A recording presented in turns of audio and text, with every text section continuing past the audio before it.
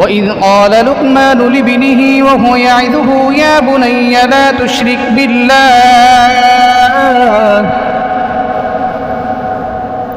স্মরণ করুন ওই কথা যখন লোকমান হাকিম তার সন্তানকে বলেছিল, হে আমার বৎস, লা তুশরিক বিল্লাহ, তুমি আল্লাহ তাআলার সাথে কাউকে শরীক করবে না। ইন্নাশ শিরকা লাযুলমুন আযীম, নিশ্চয়ই শিরিক হচ্ছে অনেক বড় মহা অপরাধ।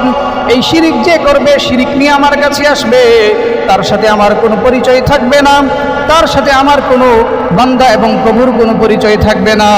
সে হবে আমার কাঠগড়ার একজন আসামি, তাকে আমি অবশ্যই জাহান্নামের মধ্যে নিক্ষেপ করব। কে বলছেন? আল্লাহ তাআলা বলছেন।